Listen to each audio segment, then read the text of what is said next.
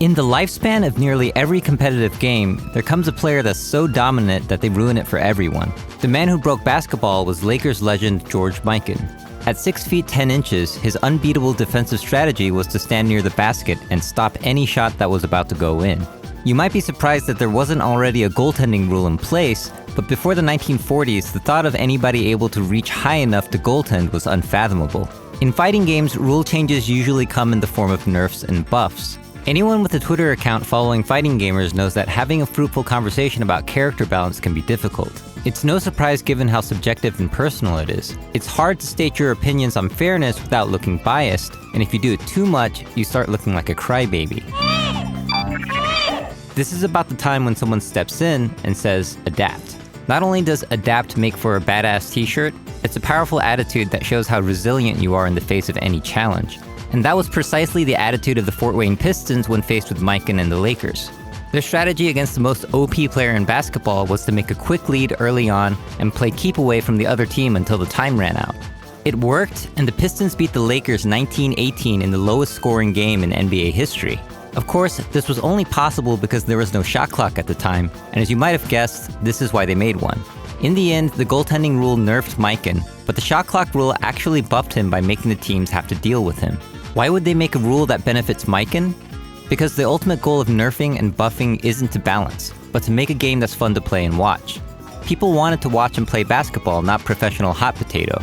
I think focusing on balance too much can hurt a game in a similar way to how focusing on money too much can lead to an unhappier life. Business scholars call this media maximization, which Raj Raghunathan describes as the propensity to forget all about the end goal one wants to achieve and to pursue instead the means or mediums to that end goal.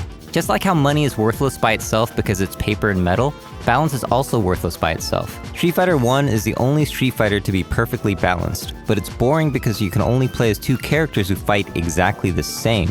Obviously, this isn't the 5-5 utopia everyone's imagining, and it's because we want to see a diverse set of characters and movesets. Balance updates are ways to increase the frequency of underrepresented characters and reduce overrepresented ones, but there are different ways of going about this. One way is to buff the weak. Buffs are exciting and fun, and it's why we have Marvel. Buffs are so awesome, it kind of feels like a Faustian bargain that'll bite us in the ass later if we wish for too much. But I thought about it, and the worst thing that can happen if everybody gets way too buffed is this.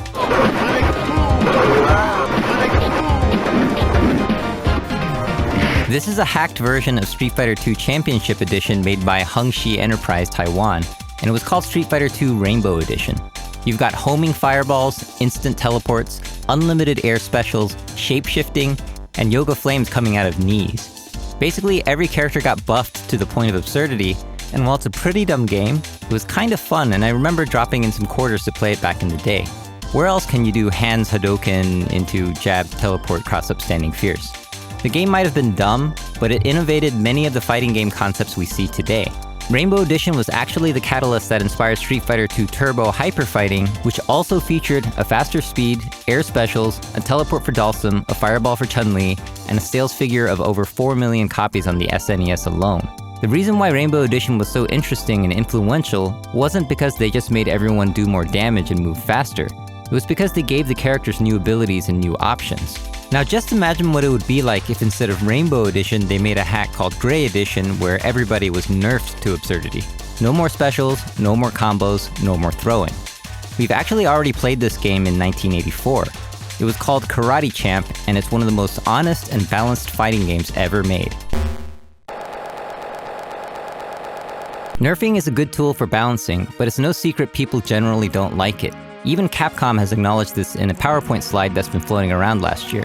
But why do we dislike Nerf so much even if we understand it's meant to balance the game? Well, psychologically, humans and even apes are prone to what's known as loss aversion. Loss aversion is a theory that suggests that losses hurt twice as much as gains feel good. For example, imagine I offer you to play a game of heads or tails where if it lands on tails, you lose $10.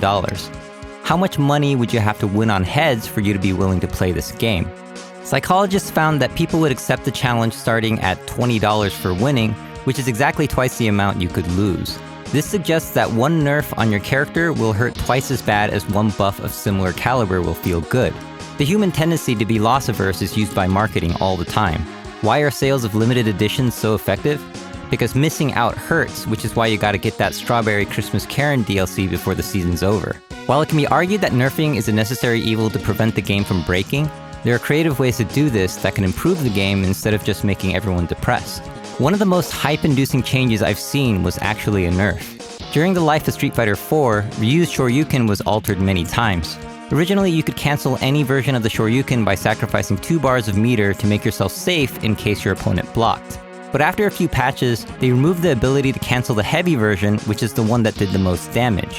While this seems like a bummer on the surface, it gave players the option to do a safe but weaker version, or a risky but damaging version. When you had the resources to cancel, but opted for the high damage version, you were telling your opponent that you're not scared and you figured them out. I mean, there's making a statement and then there's just going ham. That is, what is he doing? I think he's going for the record. This nerf was clever because it gave the player a new way to express themselves at the cost of some damage and safety. In contrast, if we look at Ryu's Shoryuken nerf for Season 2 of Street Fighter V, they just removed its ability to do a meterless invincible uppercut. They actually removed every move like this from the game, which caused some controversy. Predictably, the most common reaction to this was about balance. You often hear things like, "Welcome to what it's like to be Guile," or "Ryu is dead." But what about its impact on the game's fun? Did this nerf make the game more exciting? Did it make for more creative strategies? Did this allow the player to express themselves in new ways? It might have helped balance the game by making the characters more similar to each other, but as I mentioned before, balance is worthless by itself. Pro player Infiltration actually benefited from this nerf, but still disagreed with it because he felt it made the game less exciting. 무적 시간을 그렇게 조정한 거는 좀 스파 역사를 확 바꿔버리는 좀 개인적으로 마음에 안 드는 변경점이고. If you look at updates to fighting games like your typical Supers, Ultras, and Ultimates, characters end up overall with more options and more abilities, not the other way around. With more characters and more mechanics, it starts to look like a nightmare for balance, but you also have more ways to solve problems. A hard matchup can seem more manageable if you can choose from more specials, ultras, or isms, and people like seeing their characters do cool new stuff.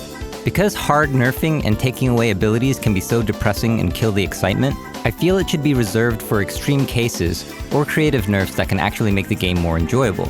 And even in games that don't get balance patches, the players will convene and make rules if things get really unbalanced anyways. Regardless, it turns out people still enjoyed Marvel 2 with its infinites and Melee with wobbling. The reality is, a broken game can still be fun, while a perfectly balanced game might not even be touched. Even as the target of nerfs by multiple basketball leagues, George Mikan was a big proponent of a buff that players like him could never benefit from. He wanted basketball to have a three-point line because it would give smaller players a chance to score and open up the defense to make the game more enjoyable for the fans. In 1979, the NBA added the three-point line, and Mikan got exactly what he predicted. Thompson, Curry the three for the lead. Let me know in the comments how you think balance changes should be done, or if there shouldn't be any changes in the first place.